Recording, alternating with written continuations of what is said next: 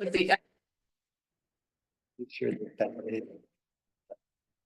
Okay, let's begin the meeting of the Countywide Bicycle and Pedestrian Advisory Committee. We'll start with introductions. I'm JP Harris with the City of Cotati. Going to my left.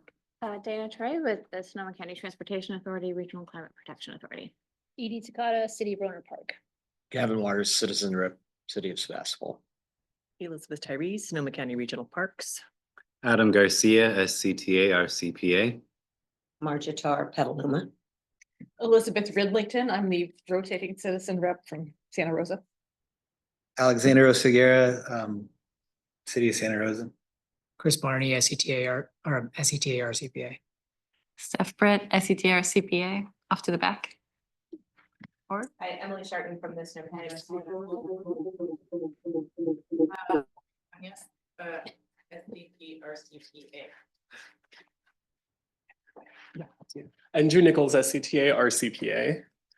And then we have Stephen Schmitz from Sonoma County Transit entering the room. And will you go through who's online? Yeah, and I'll read the names that I see online. We'll start with SCTA, RCPA staff, Ross Clendenin, David Raperda. I'm seeing an A. Peters, Bjorn Grippenberg from Petaluma, Christina Panza from the Sonoma County Bicycle Coalition, Dan Bell, Kelly McInerney, Orlando Ramirez from Caltrans District 4, Stephen Hunter from the county, Sonoma County Public Infrastructure, Tarina Wilson, City of Santa Rosa, Zoe Unruh Smart. And if I missed you, please speak up, but I believe I got everyone. Thank you, Drew. All right, first item is going to be administrative items, and we do have a quorum today, so we can approve minutes from a year ago. So let's start with approval. Let's see. Yeah, we'll just start with approval of the minutes from I guess they're meeting notes from January and March 26, 2024. Does anyone object? I'll make a motion to approve. Thank you, Stephen. Second. And may I suggest a correction? You bet. I wasn't at the meeting, but I see that Doug McKenzie was listed as a guest. I think he was probably a citizen representative from Santa Rosa. from where? Sorry, was that? From Santa Rosa, Oh, from Santa Rosa. Okay. not that. Yeah, that makes sense. Probably I didn't get that name as the representative and probably why I threw him in guess, but I will make that change. Thank you. Any other discussion on the motion? Any objections? So approved.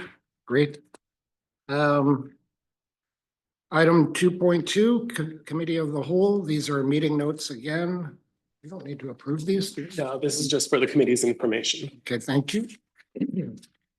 All right, now everyone's favorite section, section 2.3, which is election of officers. I've chaired this meeting twice now. I'd like to see someone else step up. I'm going to nominate someone looking right at me right now. No. Can I nominate Stephen? Would you do it? I'll counter nominate.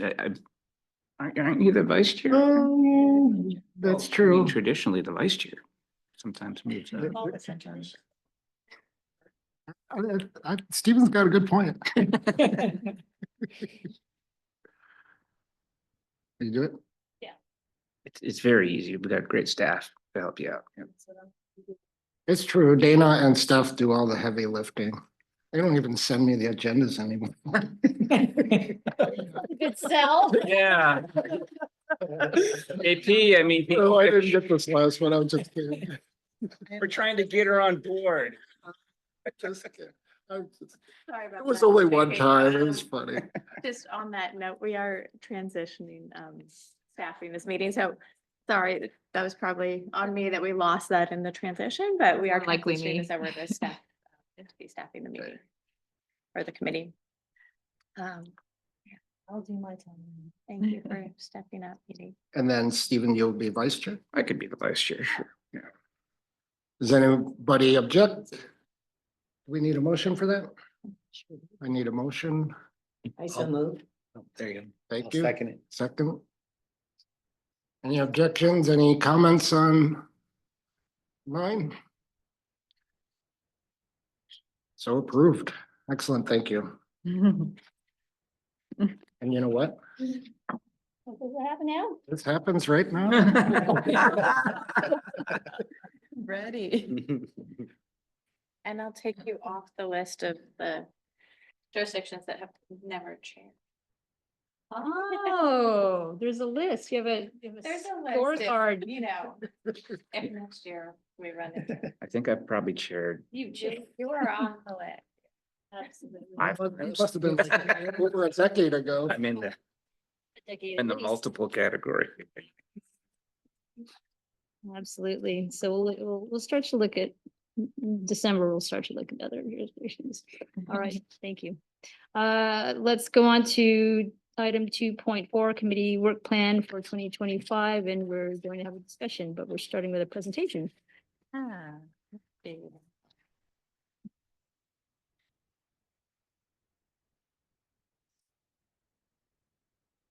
can make this full screen.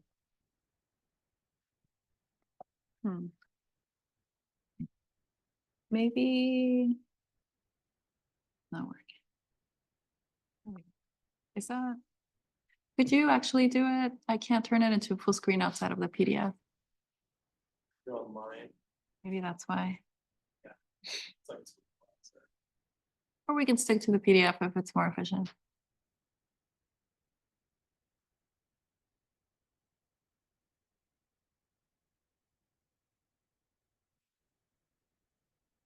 There we go. Okay, super simple work plan for everyone. Stop sharing. Did you share? Just a quick look at where we've been, where we're going. For the planning department, we do have a fun work plan ahead of us. Oop, am I getting some help here? Oh, fancy clicking. For the planning level work that we're doing as SCTA, we have our countywide active transportation plan pretty much finalized. So February is a big month for it. And it's going to the board, correct? Yeah.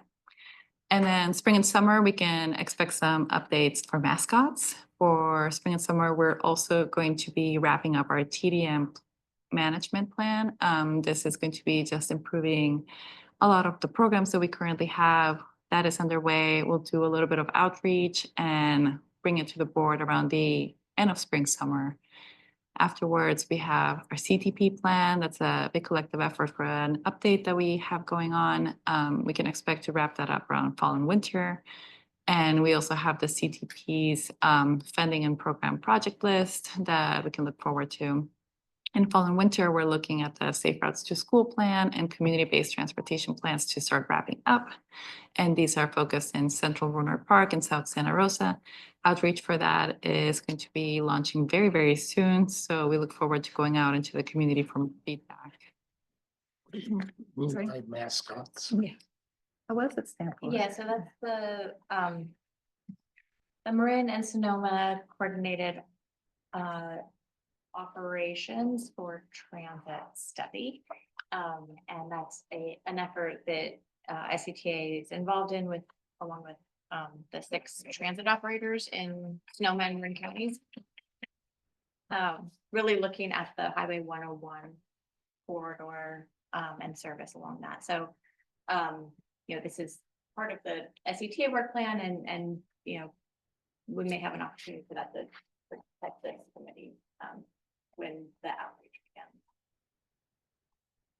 Well. Any other questions about what we're working on this year? What is the South Santa Rosa study?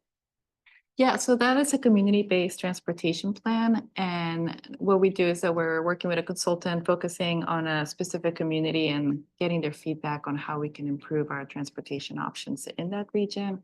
So part of the outreach efforts is to understand what the transportation challenges that the community is facing right now.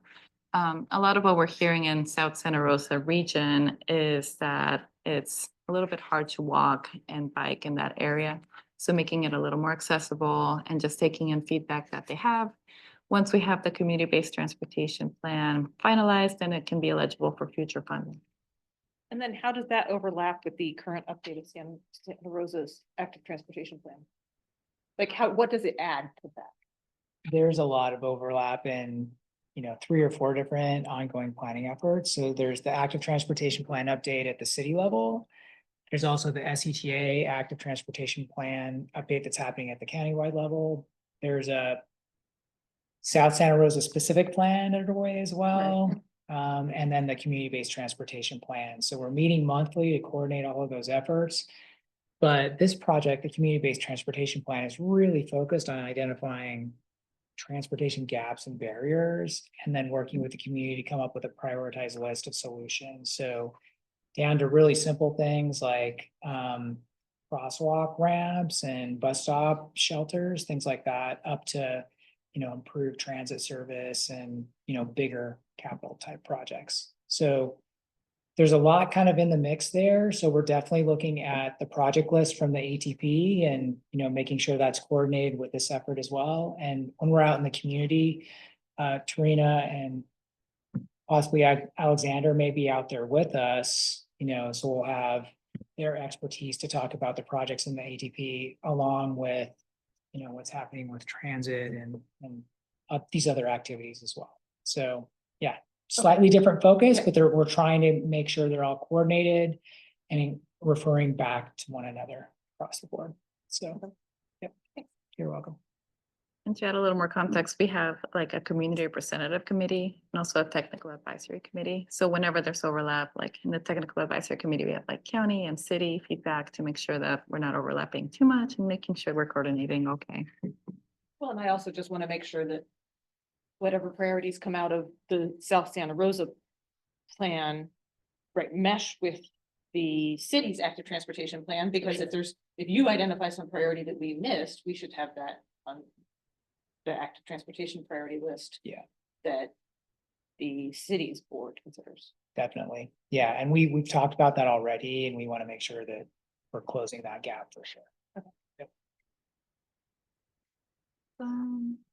So for last year, we had these topics come to the CBPAC.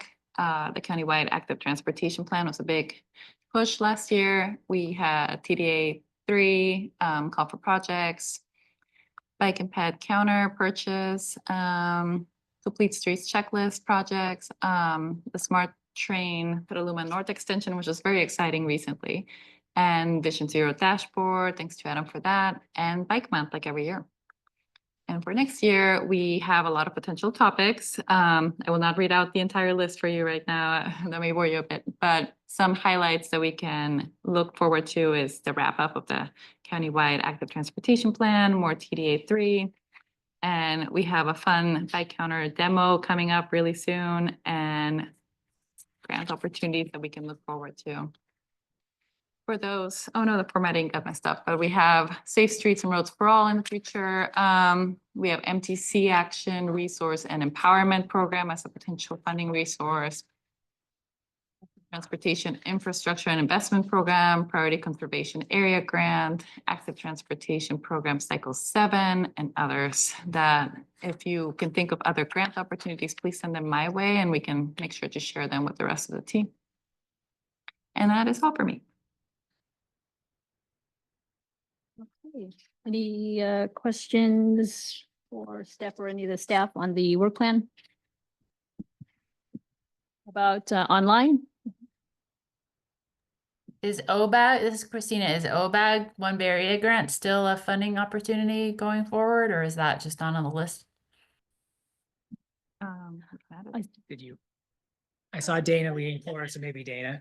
Yeah, so that will be part of the SCTA funding program that will be released sometime around the summer. So yes, that will be a discussion at this committee as well. I have a question that, is it still OBAG 3 that will be this summer or? It's OBAG 4. Yeah. New. Yeah, we did. TFCA policy, all that. Have we talked about the TOC policy at this committee? I know we've talked at the TAC in the past. we can agendize that if there's interest. That's the Transit Oriented Policies Committee. We should. Okay. So that's, is that something we can request for agenda? Absolutely. Yeah, I think that's why we wanted to bring this to you all to, give you a sense of what we are thinking is going to come to this committee and take input on that. On that list of items for this year, there were a few that this committee is responsible for, that we know we do need to do, and that's the programming of TDA Article 3, the complete streets checklist, which are kind of as needed, to be approved or to be reviewed by this committee. And then we had the countywide active transportation plan, which we'll talk about today. So The priority conservation area grant, is that the MTC classifications like the PDAs and the PPAs? Is that what that's tied to? yes, it's right. There's the priority development areas and the priority conservation areas, which are a different flavor of the Mhm. C areas. Adjourn. Yeah, thank you. Sorry I couldn't make it in person today. Not to add anything to your staff's plate or to any of our plates, but just wanted to kind of plug the idea that much like the Vision Zero Advisory Committee, that this is a great group for maybe some skill sharing and sort of design development ideation. So just wanted to kind of offer that up, on an as needed basis, that we could maybe hopefully have some really good discussions, share projects with and ideas with each other.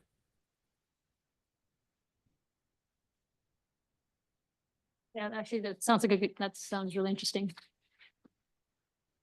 Anything else? Any other comments, questions on the work plan? Okay, thanks. All right, 2.5, 2025 SCTA RCPA committee meeting dates. You have in your packet a very colorful calendar. And I don't know if staff needs to want to speak to anything on this, or if anyone has any questions about it. Oh, it looks like Drew has a. I know, just I also have some printed copies of the 2025 meeting schedule for those in the room if you want it for your desk. These are the board approved dates for all 9 of SCTA RCPA advisory committees for the year. And I will make a note on my correction for the transit technical advisory committee. That should be on the 19th of February and the 12th. Holiday.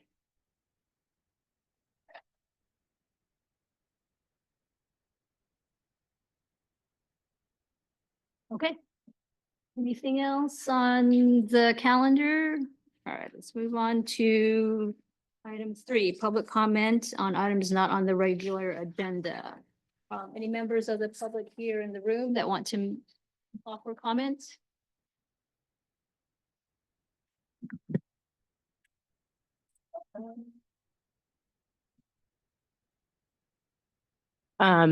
Hi, Emily from the Sonoma County Bicycle Coalition. Just wanted to mention a couple of things that we have coming up in the month of March. We are partnering with the Redwood Bike Share to do a series of kind of introductory classes to the program. Letting folks get some practice with the bikes, doing a little bit of road safety instruction, and then doing a little bit of a ride around town. Those will be, we're planning to do 3 and they're coming up in March. So keep an eye out for those. We're looking forward to that. And then the other thing we have in March, which I think some of you know about, is an event that we're planning kind of to look at sort of what happens now that, every jurisdiction in Sonoma County is going to have an updated active transportation plan. This kind of comes out of some questions that we've heard during the planning process from community members and advocates.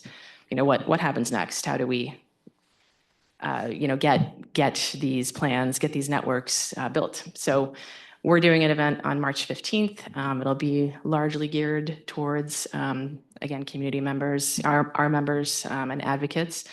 but it will feature city staff and elected officials talking about things like funding and project prioritization. So we are looking forward to that and hope many of you can be there. So thanks. Thank you. Take public comment from the gallery. Okay, so if anyone remotely is looking to offer public comment, if I can see a hand up. I'm not seeing any hands up. All right, thank you. Okay, we're gonna close the public comment section.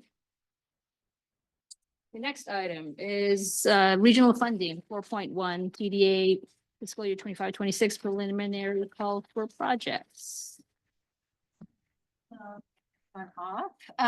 So like we've done for the past few years or so, we have a preliminary call for projects for the Transportation Development Act, Article 3 funding. We do this so that the jurisdictions have time to start planning their applications and process for going to their local bicycle pedestrian advisory committees as well as their councils or boards. We do not have the fund estimates from MTC until early February. And at that point, once we do have that, we will send out the call for projects where we're actually soliciting applications. But all the information you actually need to start working on it is in this preliminary call for projects, except for that kind of, there may be some update to that number, the estimated funding amounts. So I think most of you are familiar with this program, which is an annual program, but kind of brief background for anybody who isn't, is that it is part of a statewide sales tax for transportation. It's a 1/4 cent sales tax, and 2% of that is set aside for bicycle and pedestrian planning and projects. It is administered by MTC, but the programming is through SCTA and needs to be approved by this committee. Eligible projects include construction and or engineering of bicycle and pedestrian projects and quick build projects. Maintenance of class 1 and class 4 bikeways are eligible. Bicycle pedestrian safety and education programs are eligible, but there are some limitations on how much of the county's the total funding within the county can go toward that. Bicycle and pedestrian master plans are also eligible. Restriping of class 2 lanes as well as buffered bicycle lanes are eligible as well. And new for this year is that we talked with MTC about the request. Actually, I think it was a push from Sonoma, but some other counties were interested as well to make maintenance equipment eligible for class 1 and class 4 bikeways. So, if there's a need to kind of purchase smaller street sweepers or various different equipment to help maintain those facilities, that is now eligible under this program. So on the second page of the memo, there are estimates. These are the preliminary estimates for funding available for each jurisdiction. If a jurisdiction does not use its funding in any given year, that funding will roll over or be banked in that jurisdiction's pot. It is distributed based on share of the countywide population. And we also allow for borrowing against our advancing funds for up to 2 years of a given year's new funding. So that's why you see some negative balances in there. That's from jurisdiction borrowing ahead.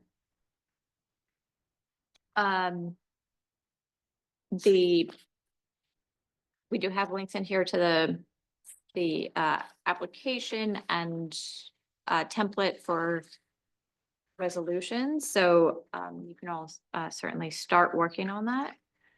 And at SCTA, we're actually transitioning this program to Margot Kanyas, who's in the back here. So her contact information is in this memo, and is the person who the application should be submitted to. So as I mentioned earlier, this is a preliminary call. We will put out a more formal call with more formal estimates and confirm all of the deadlines, but our preliminary deadline is that applications are due on March 11th. And then will be, the program of projects will be reviewed at the March 25th CBPAC meeting. We do allow until late April for board or council adopted resolutions, so that gives the jurisdictions time to get that on agendas. And happy to answer any questions if anybody has any. I do have a question. For the March 25th CBPAC meeting where we expect to review the project proposals, are we gonna need an action? Yes. So we're gonna need a motion to approve the slate, which means we need our staff members or community representatives for each of the jurisdictions, as many as we can get, so if anyone's out there in remote land, and thank you for anyone that could be here, if we could just kind of put that on our calendar so that we are able to have an action on these TDA 3 projects, that would be helpful. Otherwise, well, what happens if we special meeting? Or? Yeah, we probably need to schedule a special meeting. Because the way we do it is we have the CBPAC make a recommendation to the SCTA board, and then it goes to the SCTA board in May.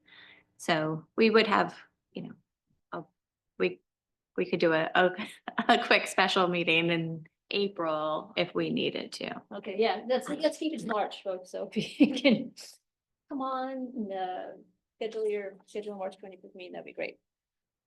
I have a question.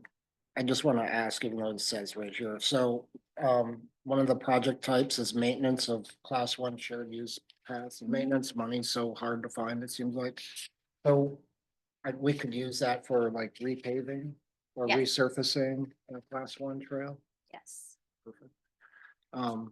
Then I have a question, I think for Bjorn.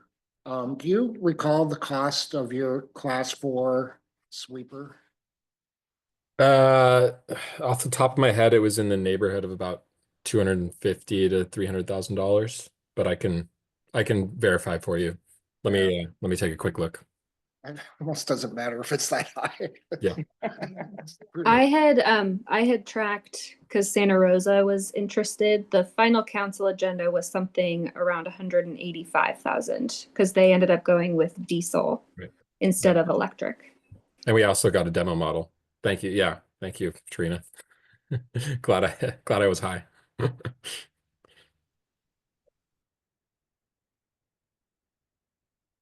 Anything else on this item? Oh, I have one last. So you said these numbers, the estimate, it's gonna be approximately right. The new dollars, is that pretty That's- solid? That's what's subject to an adjustment. So the carryover, well, let me take that back. Because we will find out in the fund estimate if there were, the estimate from last year came in lower, which we actually expected to. So that carryover may go down. So, you know, I think that you could plan based on these numbers, but there's definitely potential for it to be. So adjusted. approximately, we could take the estimated fund in the last column and then double the new money to project kind of the maximum dollars that we could request in this. Exactly. Okay. We could give you a loan The JP. That's the interest rate.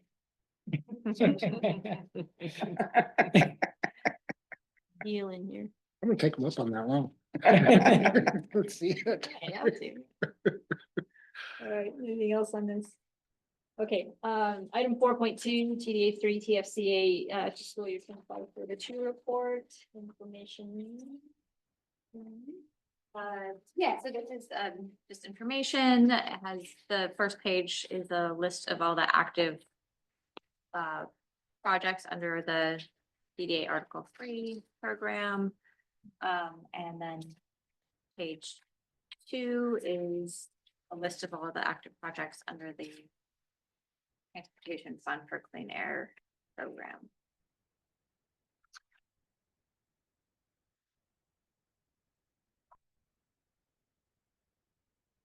Anyone have any comments, any questions on the quarter 2 report? Actually, I don't want to put you on the spot, but what is the status of the trail from Roner Park out to Crane Creek? It is out to bid, everyone. The bid opening is next week. We had a mandatory walkthrough when we saw over almost 40 representatives. Don't know how many contractors that really is, but yeah, next week we'll see. February 6th, whatever the Thursday is the bid opening. Fingers crossed. On good bids. Excellent. And that is TDA Article 3, isn't that? Maybe more. Anything else on that informational item? Okay, 4.3, MTC's Active Transportation Program and Regional Measure 3, Safe Routes to Transit and Bay Trail Program updates. We're receiving a memo from. Yeah, I could speak to this. But this is just for information. I've included a memo from MTC to their Active Transportation Working Group. Some of you attend that and maybe have seen this, but I wanted to make sure that everybody has the information. It's an update to the Active Transportation Program, the regional portion, as well as Regional Measure 3 Safe Routes to Transit and Bay Trail Program. It includes some basic information about the two programs, but really what I wanted to make sure everybody is aware of is the schedule for next steps. So MTC is kind of combining these two, the process for both of these grants, and expecting to have a staff recommendation released on February 5th. And then have that recommendation go to their Programming and Allocations Committee on February 12th, and then to the MTC Commission on February 26th. And then for the Active Transportation Program, the regional portion, that would go to the California Transportation Commission on June 28th.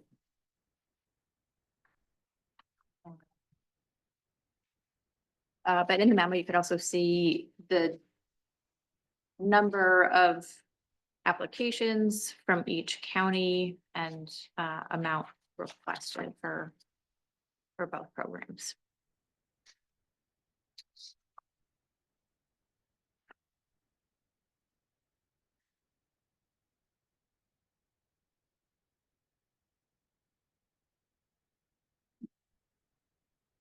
Oh, go ahead. Bjorn. Yeah, Dana, can you remind us who the other, or what the other applications that were for the RM3 funding from Sonoma County? I know we applied for the River Trail undercrossing. Couldn't recall what the others were. This list only says there was one application. Oh, yeah, I'm maybe sorry. David turned his camera on, so maybe he has more information. Yeah, there was one project from SMART that was originally incorrectly listed in Sonoma County. It's actually in Marin County. So that was Okay. a RM3 application in Sonoma County that I believe. Gotcha. Okay.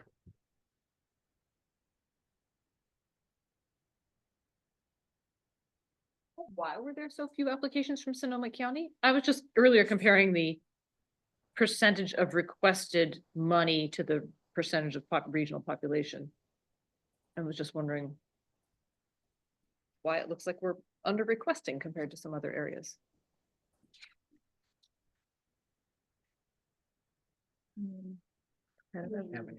Yeah, I mean, just speaking as staff from only one agency, it becomes a resource issue for applying, I mean, obviously project match. Project, do the projects that we have that we're ready to do, will it match funding, staff resource to apply? And then after that, if you get something, you gotta deliver it.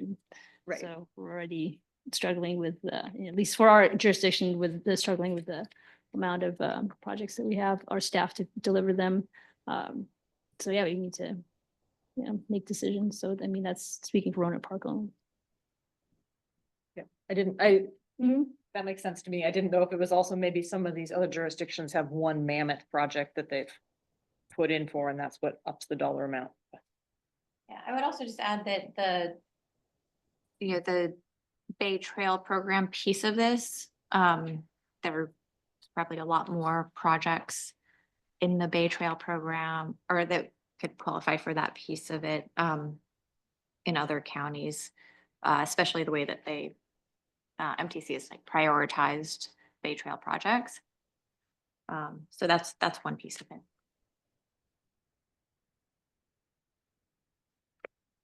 Apologies, by the way, I had my tables mixed up and we had 3 applications for the ATP. That's what I was looking at. And it was a bummer to see the state budget for the ATP in this last cycle, I think, was lowered to about 75 million for the statewide. And that's just so disappointing for a program that is already insanely competitive and oversubscribed. So hopefully I feel bad for anyone who spent all that time on an ATP application, considering how cumbersome those are, and hopefully the next state budget for that program is returned to its previous levels. Yeah, there's a lot of work. Yeah, I read the grant applications last cycle and it was incredible how much effort people are putting into. And I saw some applications that were, in my mind, slam dunks, and they still weren't beyond what they were expecting. And it's just very competitive. I think that might be more of the resources you were mentioning too. Yeah, for not a lot of funding. Yeah. Definitely falls into our calculus, because I've read also. And Yeah. the level that you need, even just application, I mean, you'd always have to have a good application, but the amount of work to get all the pieces, it's significant. Yeah. Okay, anything else on 4.3? All right, on to section 5, item 5.1, final countywide and local active transportation plans, discussion and action. All right, that is me, and requested to share my screen.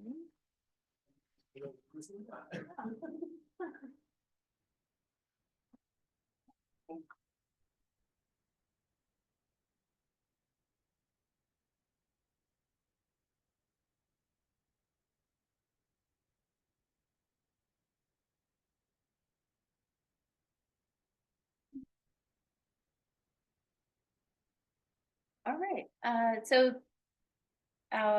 this group has also heard a lot about the countywide active transportation plan, so I may go through some of these slides quickly, but always happy to come back to them if there are any questions.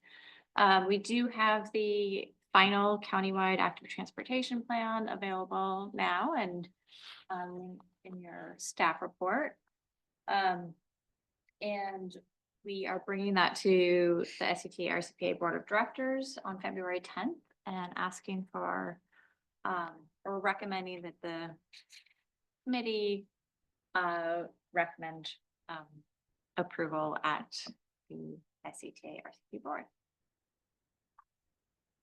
So I'm just going to talk a little bit about an overview of the plan, highlight a few areas that we updated since the draft version that came to this committee. And then I'll give an update on the local plans as well that that we've been working on as part of the countywide active transportation process. delay there. So as you're all aware, this is an update to the 2014 Countywide Bicycle and Pedestrian Master Plan. And it sets a vision and goals with supporting resources to enable continued advancement of walking, biking, and rolling countywide. We have been working on updating both the countywide plan as well as local active transportation plans for 7 out of our 10 jurisdictions since summer 2023 is when we began this effort with the consultants on board. And the way it's structured is that the countywide plan is volume 1 and also acts as an umbrella for all of the plans for the local jurisdictions. And then, so the local jurisdictions involved in this update are basically all of the jurisdictions except for Santa Rosa, Petaluma, and Windsor, which are each working on their active transportation updates independently. Once those are adopted, we can, through kind of an administrative process, incorporate them into the countywide plan and have additional pieces to the volume 2, which are the local plans. So the purpose of the plan is, and how it really differs from the 2014 plan, is that we had a focus on all ages and abilities and finding facilities that really create spaces for people to walk, bike, and roll that are low stress. We have also focused on regional connections, looking at planning for regional routes to connect jurisdictions as part of the countywide plan, and implementation. So looking at how to prioritize projects and identify funding and ways to streamline implementation. We set a countywide vision, and many of the local jurisdictions kind of took this on as a template for their local plans. Well,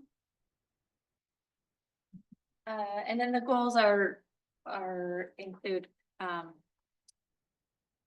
planning for connected and reliable active transportation network, safe and well maintained, so creating active transportation facilities that are low stress and high quality, and employ Vision Zero and safety plan policies and strategies.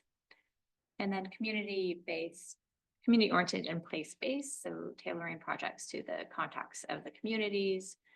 And so one thing that we added since the draft plan is kind of a history of progress on implementation and of bicycle facilities. And this is a piece that a recommendation in the plan for and process for monitoring progress on the plans moving forward. So this graph here, I know it's a little bit small, but it shows the number of each facility type or number of miles of each facility type that had been completed by the 2008 plan. And then by the 2014 plan. In 2019, we worked with all of the jurisdictions to do a thorough update of existing facilities in each jurisdiction. And so we have data from 2019 as well, and then 2024, which is the base year for the existing conditions in the countywide plan. So you can see, most of these fall under the class 2 or class 2B bikeways, and between 2019 and 2024 is when class 4 bikeways began to be implemented. So this table shows the existing facilities across the county. Again, the majority of which are bike lanes, on-street bike lanes. And this really shows an opportunity to enhance low stress facilities and as well as connections to transit. Who collected that data? Uh, Was that Fair and Peers yeah, as that part of was their? Fair and Peers. I mean, well, yeah, and it's based off of data that SCTA has been managing for quite a while. But through part of this, through the process of developing the active transportation plans, the existing facilities were updated. And then we did talk with Santa Rosa, Petaluma, and Windsor to make sure that we had those facilities correct as well.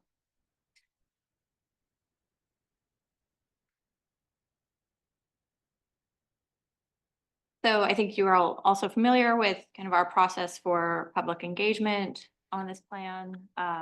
We took the countywide plan as well as the local plans to the local agency advisory bodies and as well as countywide committees throughout the process, based around 3 different milestones and as well as out to the public. And then we had some focus group discussions with a youth focus group and then a focus group for persons with disabilities to really focus on those barriers to active transportation modes for various groups that may not have been captured through other outreach efforts.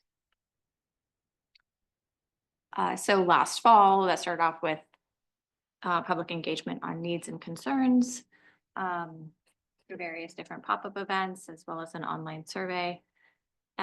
Phase 2 was last spring, where we brought draft projects and priorities out to the public and held open houses and did various pop-up events around the county.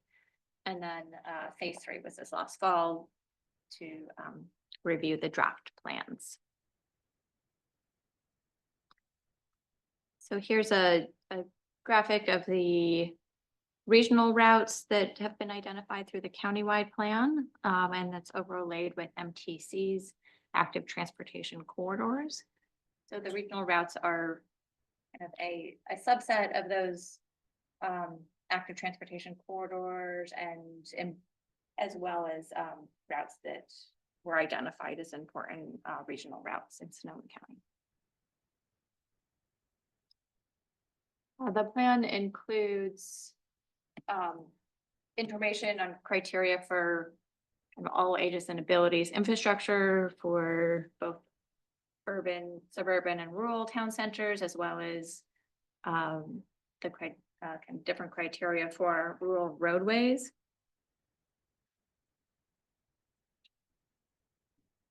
And kind of sums up the planned infrastructure for the local jurisdictions that we've been working with on these plan updates as well.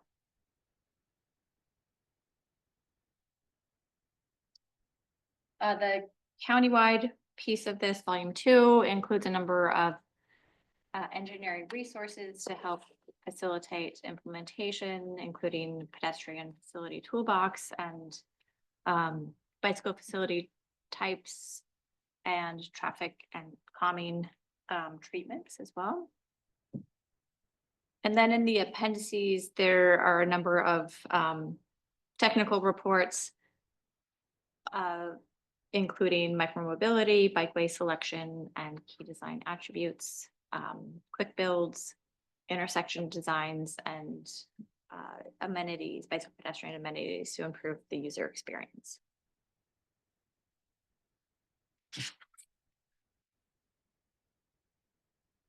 So the countywide priorities includes existing programs and practices, as well as some new programs identified in there, and then the implementation section includes information on how we prioritize projects, cost estimates for implementation of the plans, information on funding, and then program for monitoring progress moving forward, which I touched on earlier.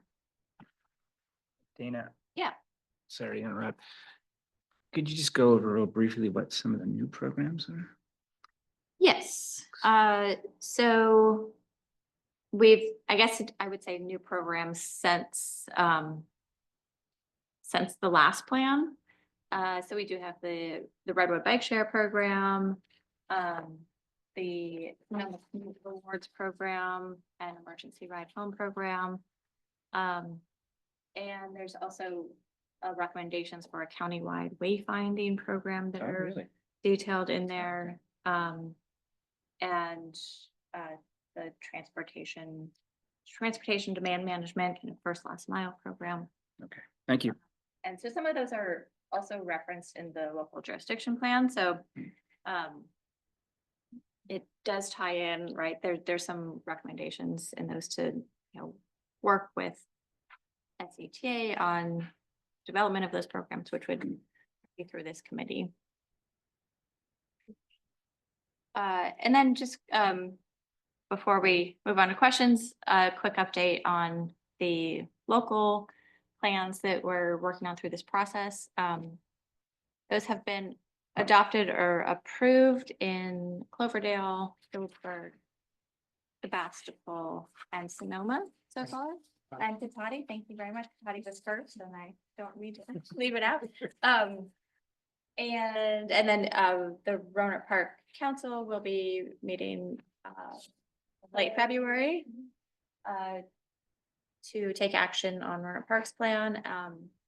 For the County of Sonoma, the public review period on the draft plan will be open through February 24th.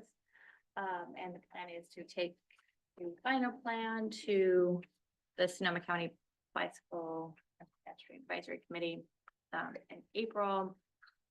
And the rest of the county's process should be to, the dates aren't quite confirmed yet, but should be to adopt the plan in this summer.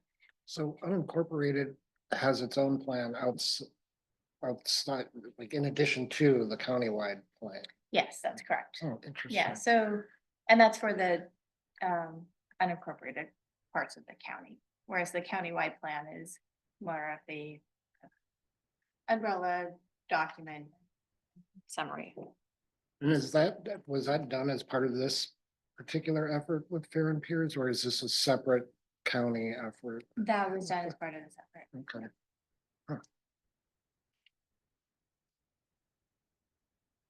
So yeah, with that, I would ask through the chair for a motion on recommending the plan to the SCTA RCPA board. But also happy to take any other questions, comments. Let's see, any other questions or comments from? How about public comment? Public comment on this item? I don't see any hands raised. Okay. Can I call the question for looking for a motion to recommend to the SCTA board to adopt at their next meeting? So moved. I'll second that. Okay, can we just take a show of hands if we have some ayes? Raise your hands if you have ayes. Any no's? Okay, let's just call it looks like you have your motion and.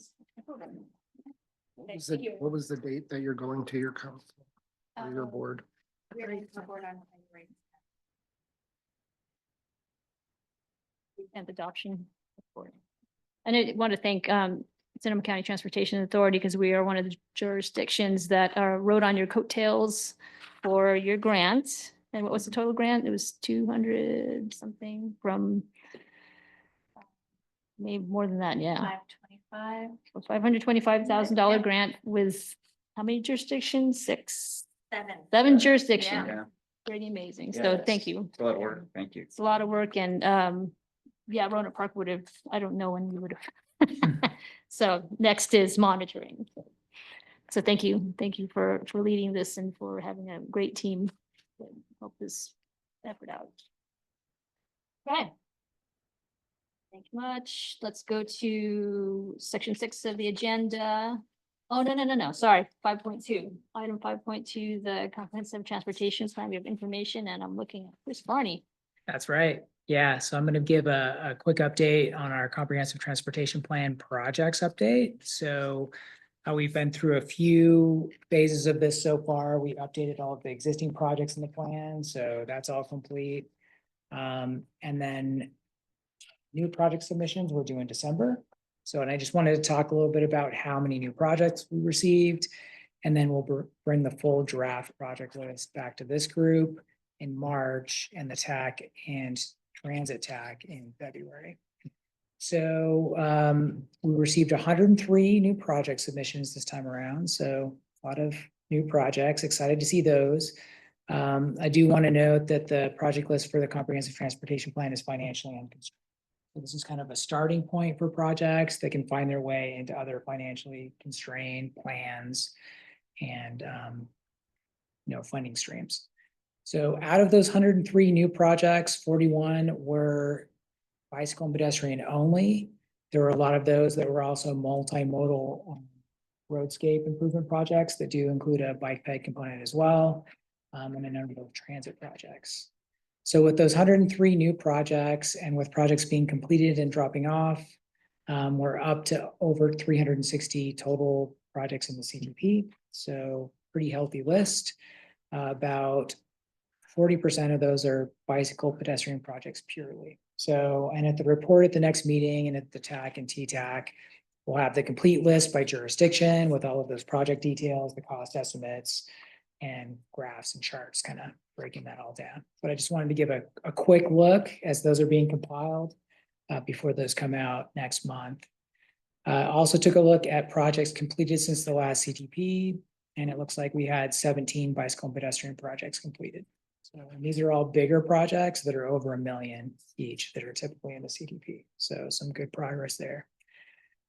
So looking forward on the project schedule, specifically looking at CTP projects. As I mentioned, we'll be bringing the draft list to committees in February. So, and March to this committee since it meets every other month. We'll be taking the draft list to SCTA in March as well.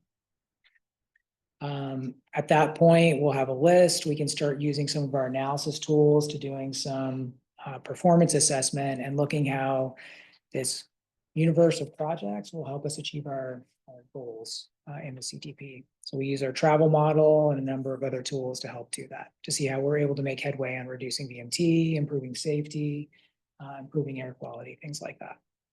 So that'll be happening this spring and summer.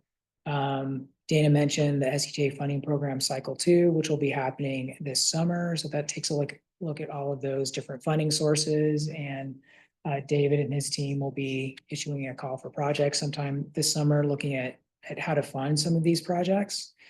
We'll also be working on completing the draft of the CTP this spring, summer, and fall, and we'll release a draft probably late fall, and are shooting for final adoption of the plan at the end of this year. So yeah, a lot going on, a lot going forward. Thank you so much for the project submissions. There are a lot of great projects in there. So glad to have them there so they can start making their way into the regional transportation plan and some of these funding plans as well, so we can get some of them implemented. So yeah, that's where we're at now. More information in the next few months, and happy to answer any questions. Have we got any questions from those in the room? How about online, remotely? Nope. Okay, thanks a lot. Great, thanks. Okay, on to section 6 of the agenda, and that's active transportation counters, eco counters, a demonstration. Demo? Yes, exciting. A little show and tell. So we're going to be just going over some of the eco counters, the 2 that we have, and just to kind of take a step back, why do we use these eco counters? it's particularly important for all of those projects we were just kind of talking about, trying to be able to get funding to show what's the before and after rates of bicycle and pedestrian use. How well was this, for instance, the demonstration projects, which hopefully we'll see someday soon be implemented. That's one of the requirements, is being able to show, what has been the increase in pedestrian or decrease, of pedestrian and bicycle activity. So I wanted to just share a few different resources as well as some videos as well too, just to be able to make this just a little bit more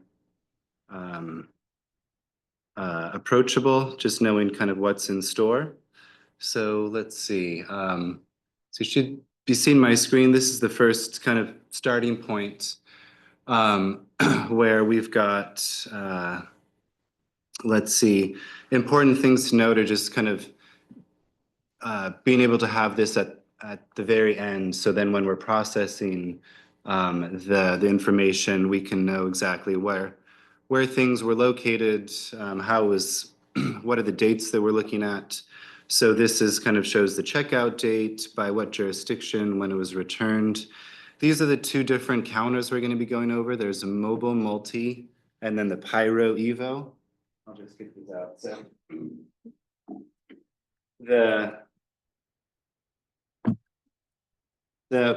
the Pyro Evo is the little small one. Pyro, I was trying to think maybe because of like body heat or something like that.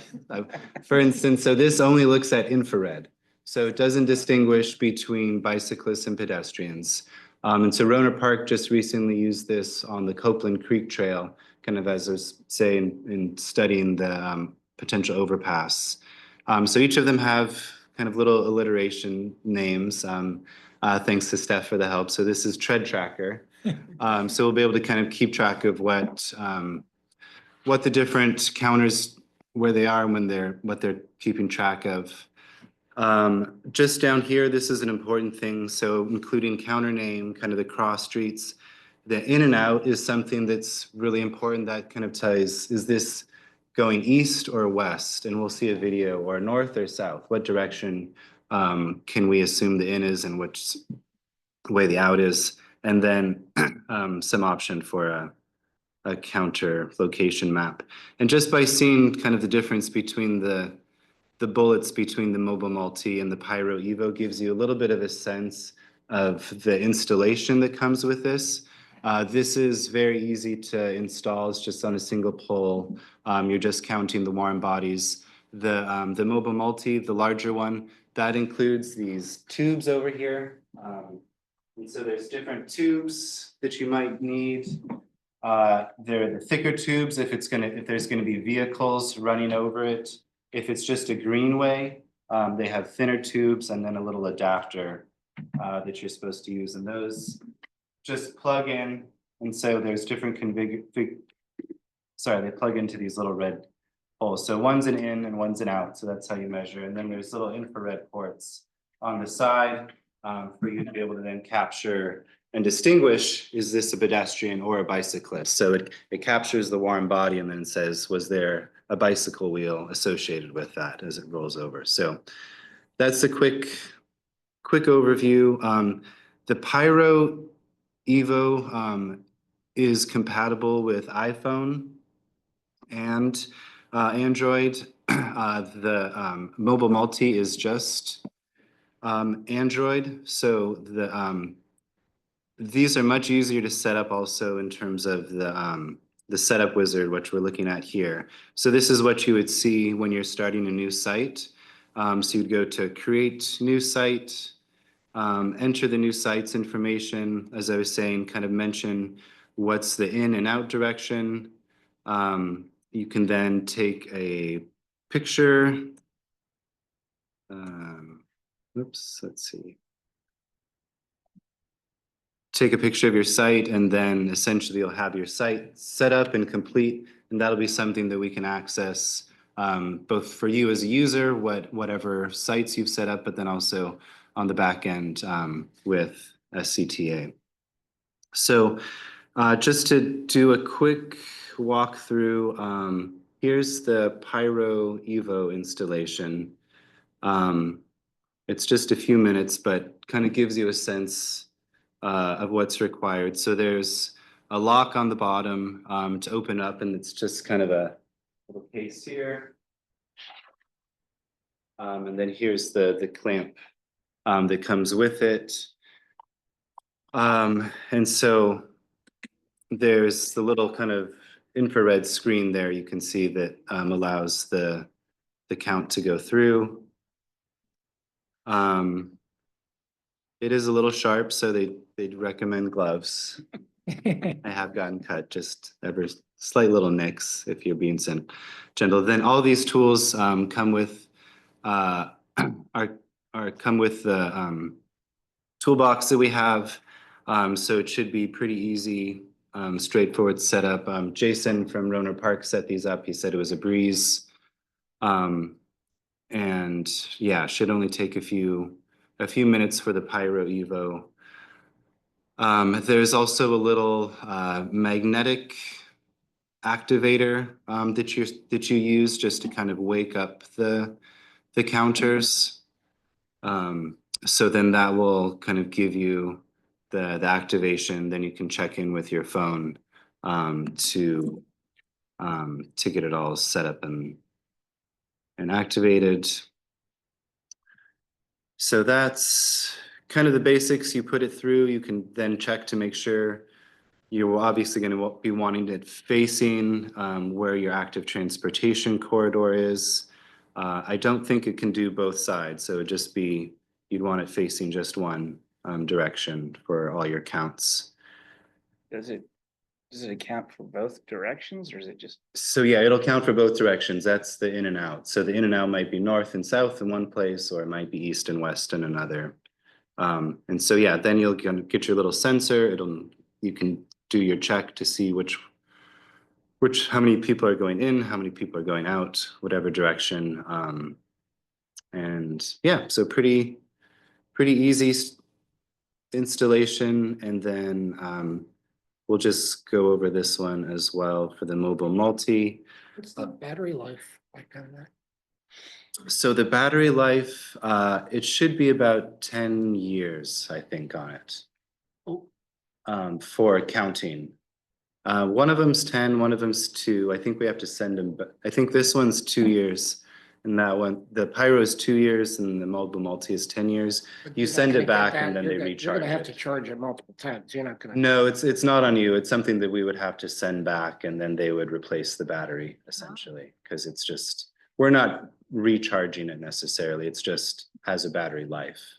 So once that battery runs out, we can send it back and then they can replace the battery. 10 years. So you just hang it up and there's no maintenance really. It's you just. Nope, no maintenance. Okay. These in particular, these require you to be there in person and to have a Wi-Fi or have a Bluetooth connection. There are fancier versions if you want to get your own that actually you can plug into. I think that's what Smart has. Correct me if I'm wrong, Zoe, where you can just, have the Wi-Fi or cell service. So you don't have to go there. You can just get the constant feed of the counts rather than having to go there and check in. So. That's correct. Yeah. Is there a place to see those counts, Zoe, anywhere publicly online or just by request? Our subscription does not include a hosting. That's a higher level subscription. But we report on counts at a system-wide level monthly at our board. So it's not location specific. We can certainly share that data if the request comes in. But no, we don't have a dashboard or anything like that available to the public. It's just a more costly subscription level, and we're already reporting out at a high level to the board. So we didn't see a lot of value in adding that at this time. Great, thank you. So yeah, as you can see, these are videos we can make available also. I'll drop them in the chat. But just a few more steps to get the tubes attached and strapped down. You want them pretty securely hammered, nailed to the ground. There's special pavement nails that we use, and just to make sure things are, yeah, kind of nicely tightened. There's no loose cords. Is obviously a best practice. So, especially in public places, don't want it to draw too much attention. But not that they have any value beyond what they're doing right there, but. Yeah, any other questions? I think so. Yeah, these are all available just by request. Yeah, Marja. So Adam, Adam, you really need to stand there or sit next to these while they're working for you. You can't leave them overnight. Oh, you absolutely can. It's just that initial setup. You want to be able to, Alexander and I've run into this for instance, if you're testing the tubes, you want to make sure you have a bike there to be able to roll over the tubes, test it, make sure it's there. Once everything's up and running, you can just, yeah, walk away. If you want to get the results, you'd have to go back there in person and then connect to your phone, download, retrieve the data. And then, yeah, once you're done and you need to pack up, that'd be the only other time. Yeah. Okay, any other questions, comments? How about remotely, anything from the gallery up there? Yeah, I'm curious. We've talked about a count program in Petaluma, and our current sort of proposed methodology is to focus our efforts on any facilities that cross US 101, just acknowledging that most trips that are made on foot and bike in Petaluma, or at least those will give us a pretty good overall sense of bicycle and pedestrian use without putting a counter on or collecting counts on every single bikeway or street in the city. I'm curious if other cities through their, or jurisdictions through their active transportation plans have brainstormed what your count programs might look like.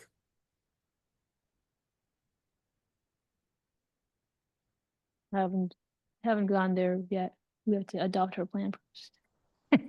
So we haven't mulled over that quite yet. I wonder how many people are walking on Copeland Creek under the Oh, yeah, highway. no, that's how we do it. Most people. Is that where you took your measurements? People, Both sides. Yeah, did we, Adam, we did one side, both sides of Copeland Creek, I mean, of the 101 on Copeland Creek path. I Just think the one side. it was just one side, just the east side on Copeland Creek. but the- Everything like on the the, tunnel under. no, not the tunnel under. Okay, that's where I Yeah. see a lot of people Yeah. crossing. It's dangerous and scary. Yeah, that's the challenge with sometimes, I think when we work to try to get the exact location where people are moving, especially if it's kind of more of a network than a corridor, for instance.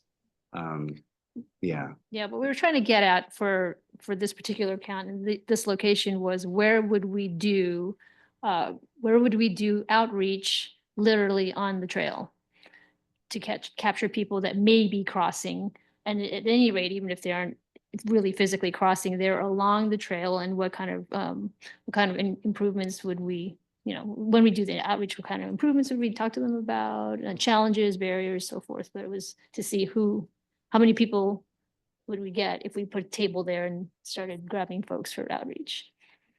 But absolutely, yeah, if we could have one in the culvert, then we'd really know. Yeah. Anything else? Any other questions, comments from anyone? Thanks, Adam. That was cool. I'd just make a quick pitch. So the equipment's available to check out. It's right there. And yeah, it's a kind of so the CBPAC a number of years ago agreed to set aside some of the TDA3 funds to purchase the equipment as kind of a shared resource. So yeah, we'd love to see it used. So How many units do you have at each? so we have 3 of the Pyro Evo and then 2 of the Mobile Multi. So depending on, yeah, what you want, you could, yeah, almost have 5 of the infrared spread Maximum across. checkout time. we don't really, so it depends on demand. So if there's no demand, you can keep it out for a long time, but if people start requesting it, we're like, hey, That get it makes back sense. in. I think there's like a recommended minimum about a week-long study, Want to get that much but data. yeah, maximum, it's up to you. Okay. People that count plans. Thanks so much. Okay, section 7 updates, 7.1 roundtable discussion. Anybody have anything exciting? I already told you about our exciting thing, the Trail to Crane Creek. Is out to bid. Bid opens next week, so we will see how that goes. What's the extent of that, Edie? That Ex- trip? Yeah, the extent of the portion that's out to bid is Petaluma Hill to Crane Creek Regional Park. There is a second portion that needs to happen, and that's the traffic signal. We're working on that. It's, yeah. Hopefully that should go out to bid pretty soon. We have some things to work out with SSU and the county, mostly SSU. Well, Yeah. Sonoma State has plenty of money. They should be able to. Well, we have money we want to Too give soon. them, if we could get them to agree to more connections, but at least to the trail part will be done, but we're really close. Will on the signal. trail be closed until that signal goes in? Yeah, I don't. To go down to Roner Park Expressway crossing, I would think, right? Yeah, that's a good question. I would think it would be closed. Will that prevent people from doing things? I don't know. But I mean, we do want that to be as concurrent as possible. So we're pretty close on the traffic signal. I don't think we want to encourage people dashing across Petaluma Hill Road. Yeah. Yeah, so that's my news. Anybody? Let's go this direction. Yeah, hi, Gavin Waters from City of Sebastopol, as Dana alluded to earlier. Our city council approved our active transportation plan on the January 21st meeting, so. And we'll be looking forward to the Bike Coalition meeting to kind of kick off our implementation planning. Not from the advocacy perspective, not the city perspective.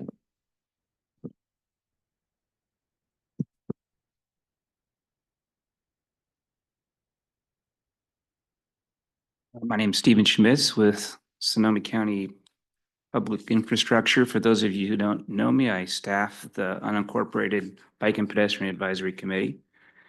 And most recently, I learned that, I guess this wasn't really that recent, but based on the last time we met, back in October of 24, the environmental document for Arnold Drive was approved. So that was the next step toward constructing Class 2 bike lanes along Arnold Drive, which has been decades in the making for those of you who have been around that long. So that was exciting news. And I'm not sure what the next step is as far as construction. I think there's some right of way that they have to acquire. But it's moving along, which is good. It's been slow, but it's moving along. Also, the Crocker Street Bridge in Cloverdale, if you know where Crocker Street is, up in Cloverdale, it goes over the Russian River and connects city of Cloverdale to a school and a couple other developments on the east side of the river. So it was a Class 1 bike and pedestrian bridge that they brought in with a crane and settled down there. So that was implemented recently. As you all know, we continue to work on our ATP update. And the committee over the last few months has been looking at roundabouts, a lot of roundabout projects in the county that the committee has reviewed and given feedback on, as well as the annual pavement preservation projects that the county does that we leverage in conjunction with those pavement projects to a lot of times put in like Class 2 bike lanes, sign and stripe. So we've had a couple of those reviews with the committee. And that's about it. Thank you. All right, for the county from the regional park side, partnering with Runner Park, of course, on the trail connecting to Crane Creek Regional Park. Fingers crossed for bid openings on February 6th. And we're partnering funding on that too. The other project we're gearing up for going out to bid are replacing the remaining 2 bridges on Joe Rodota Trail, West County Trail. So it's probably going to be a couple months out. So watch for that coming up, and we'll be sending out a lot of information on that and also providing access through that corridor while the bridges are being replaced. Have you Because it's replaced any? awfully popular corridor. Sorry to interrupt. Have you replaced any bridges yet, or is this? No, it needs to go out to bid.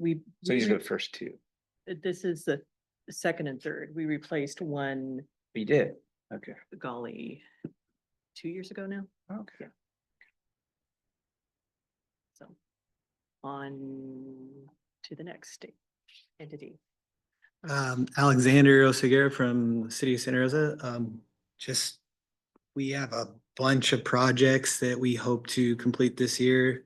Hopper Avenue, a reconstruct of the roadway and adding class 4 bike lanes, improving the crossings along that segment. It's from Coffee Lane to Hopper Avenue. And then to add to that, we got some TFCA funding. So we hope to complete a project from on Cleveland Avenue between Hopper and Piner Road to kind of connect people from the neighborhood to shopping at like Trader Joe's and things like that. And we've heard from our police department also that there's a lot of collisions at that Trader Joe's, people coming in and out. So we plan to, have a road diet there and add protected bike lanes. So that'll help with collisions and also getting people to, through active transportation to some of those facilities. We have our slurry every year and we're trying to bake in active transportation projects to that this year, along with some MTC funding. We're going to be putting class 4s on College and Dutton Avenue.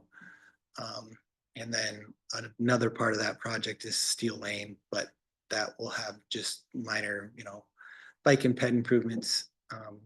We're working on our ATP and it is in draft form. Right now, we're internally reviewing it, but we're going to send it out to the public March 3rd, and that should be open for citizens to review for most of March.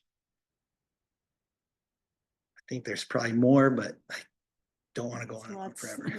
There's a lot going on. I mean, Yeah. Cleveland and Trader Joe's right there. That's huge. Oh, it's crazy. Roanoke Park, not a whole lot going on. We are finishing up our sidewalk gap closure project. So it's several gaps throughout the city that where we're completing sidewalks or pathways.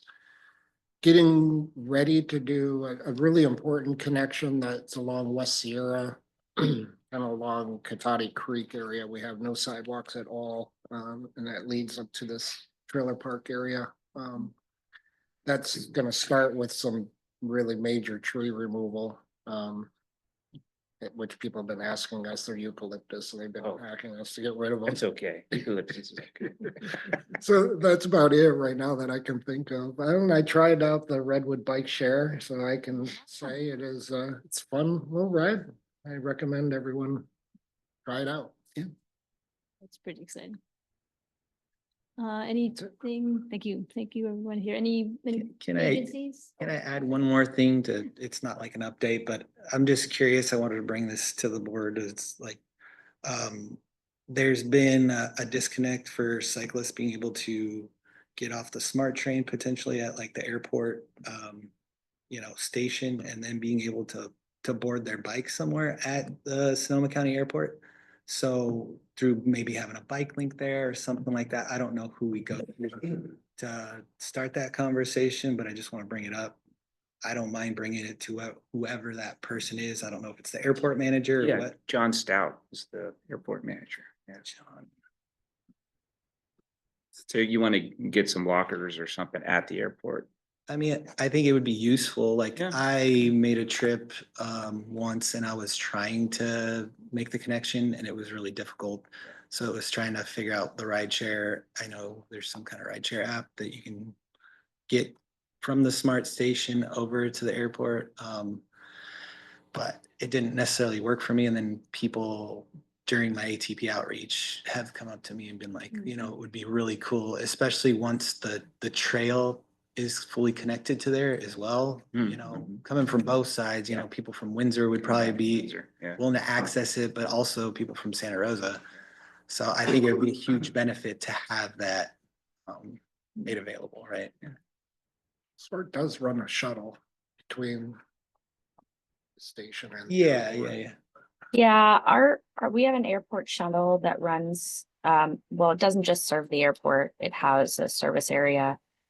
But I mean, I've taken it to the airport and it's worked on some of my trips and others. It doesn't align with my airline trip doesn't align with the train or shuttle schedule. So I can understand wanting to have another means, let's say once you get off the train to get there. Yeah, I guess I want to just be clear on understanding your interest is having kind of bike lockers or storage at the airport so that there's some, okay. Because we do have a small fleet of bike lockers at the airport station as well, but that doesn't solve for that problem. Okay, so now I have a better understanding of what you're saying.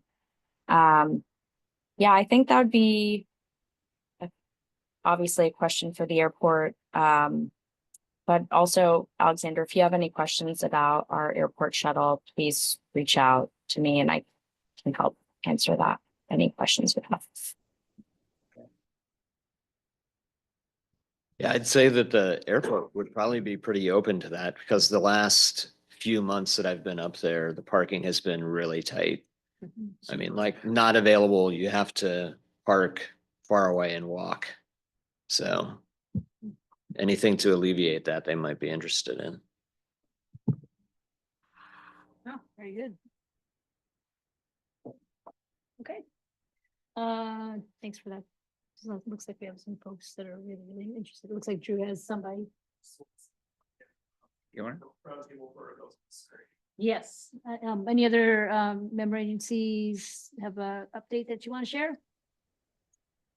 Sure. I'll sound like a broken record here for anyone who was at TAC last week. I shared these last week as well, but yeah, we are recruiting for a senior traffic engineer. So that recruitment just went out. It's posted on the city's website and hopefully get some good applicants. Appreciate anyone helping spread the word. Obviously, there aren't that many traffic engineers in the area, so hopefully we'll get someone.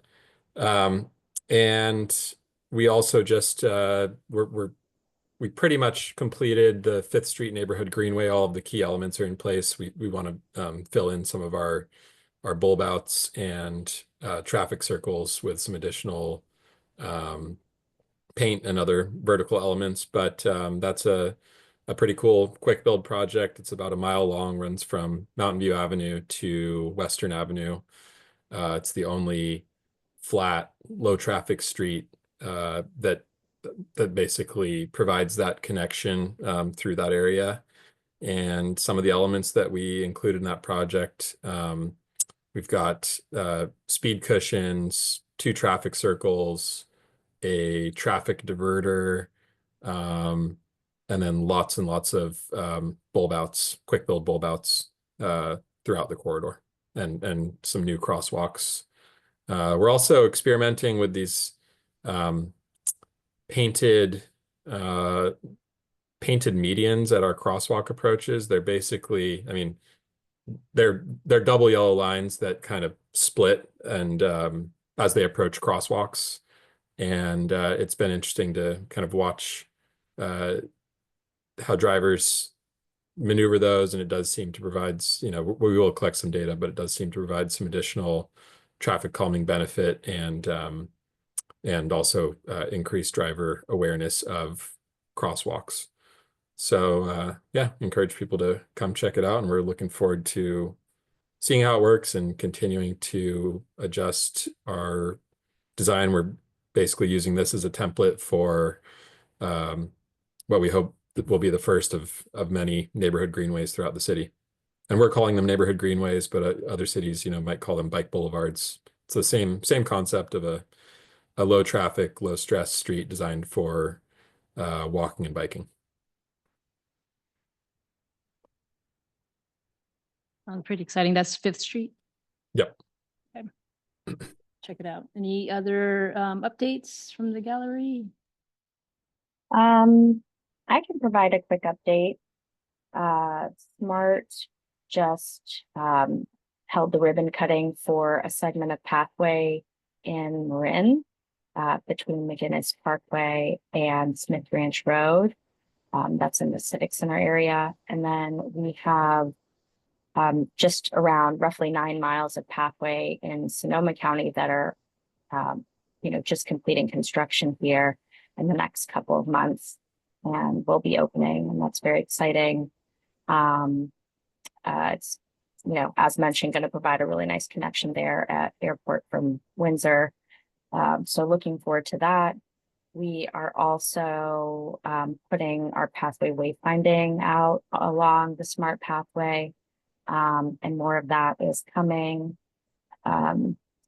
It's mostly in Petaluma, but we have some areas of the pathway alignment that are in county or the city's jurisdiction. And so we'll be working and have already been talking to County of Sonoma and with UM as well about getting some of that signage on outside on the smart pathway alignment that is within those jurisdictions to provide that continuity. So we're excited for that next phase of that. And when we do open those pathways in Sonoma, we hope to see you all out there riding, walking, rolling with us. So we'll keep you posted on that. Super, thanks. I've heard nothing but good things about the wayfinding. People are very excited. All right, anything else from the gallery? Going once, going twice, 3 times. All right. Thank you, everyone. Exciting things happening. 7.2, shared micromobility updates. I could give a brief update on the Marin and Sonoma bike share program, Redwood Bike Share. I think this committee last met in October, and we did the launch October 14th, so it was kind of very soon after that. Seen, fairly steady ridership since then, and really expect it to blossom in the spring. There are 70 bikes out in Sonoma County, about 150 out between the 2 counties right now. But they're actually working on installing additional racks at most of the smart stations, and we'll be adding more bikes. And then also very close to being able to put bikes out in Santa Rosa, which will increase the number of bikes in Sonoma County quite a bit. You have a timeline on that? I think it's very close. That's all I know. Most of the hubs are actually already installed. You'll see them out there. It's just the agreement to operate is pending, but I think it's getting a lot closer. So, and then after that, we expect to see the agreements come in for the junior college, which will have some hubs at the Santa Rosa campus, as well as the Sonoma State? Yes. And Sonoma State is pending as well. So that's kind of been a little bit of a slower process, but coming online. So there's a number of public engagement events, and like Emily mentioned, partnership with the Bicycle Coalition coming out this spring. So I'm really looking forward to all of those and seeing how the system and ridership grows over the spring and summer. I have something to add to that. The drop mobility team is really great to work with. I asked Mark to generate some data for me and he did it like right away. And it was really interesting. And so I highly encourage you to work with them if you're interested in who's going where in your community, where the bikes are going, all that. He's got a lot of data and they're really, really eager to work with you. So. That also reminds me, we're having a sustainability fair on March 29th that Redwood Bike Share will be at. So it's kind of like an eco fair. And I believe the coalition might be there as well. So I want to put that out there. And if you know of anybody that would like to participate, I've got a lot of people, but get in touch with me and I'll get you in touch with the right people if you want to be engaged with that. Is that at the Cotati Smart Stations? It's going to be at the Cotati Smart Station. We'll be there too. It's not You're gonna be there as well. transit. Yeah, good, excellent. That's it. Thank you. Thanks. Okay, 7.3 update on SCTA loaner equipment replacement. We kind of covered that. Yeah. Can't say if there's other equipment besides that. Maybe we could start loaning out the street sweepers Oh. as a whole. The bike street sweeper? Yeah. Yeah, those alone. No, we don't, but maybe we should, as a whole. What's a hole in it? Just wink, wink at Petaluma. Deals happening. I think our street sweeper's staying pretty busy for what it's worth, so. Good. Can't believe the car is. $200,000. Yeah. Yeah. The house right there. Unbelievable. Any other business comments, announcements? Yeah, the sustainability fair, any other announcements you've heard from events that coalition has? Alrighty. I think, do I need a motion to adjourn? I'll make a motion to adjourn. Second. I'll second, okay. Well, let's pick off on that one. Good job, sir. JP, Yeah, okay. we'll be at the fair too.